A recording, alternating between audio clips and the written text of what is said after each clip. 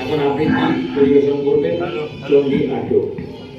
Hello hello hello hello hello, ঠিক আছে। আজকে এই পূর্ণ বছরে সবাই আসেন, সবাইকে আমি সাধারণ সম্ভাষণ করছি।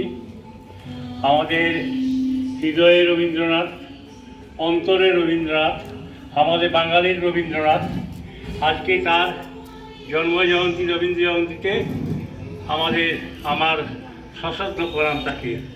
আজকে তারই একটি কবিতা দিয়ে আমি তার প্রতি শ্রদ্ধার্ঘ্য নিবেদন করব।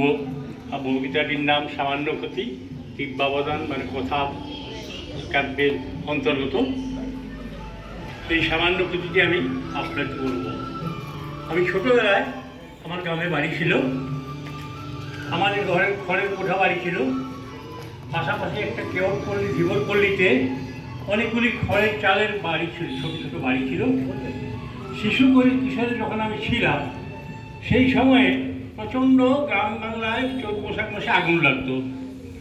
হঠাৎ সেই সময়ের দৃশ্য আমার মনে পড়লে আমার এখনও ভিতর কেঁপে ওঠে অন্তরাত্মা।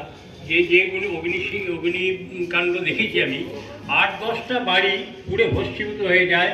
ওই সকল এরিতে সবাই মিলে পার্শ্ববর্তী পুকুর থেকে জল নিয়ে এসে ঢেলে কোনো রকমের পাশের বাড়ি বা তারপর পাশের বাড়ি বাঁচাবার চেষ্টা করি, যেমন আমাদের হয়েছে। আমার সেই দৃশ্য মনে পড়লে, সামান্য ক্ষতির ওই লেলিহান যে অংশটা পড়লে আমার এখনও হৃদকম্প হয়। আমি আবৃত্তি সেই কবিতাটি করছি।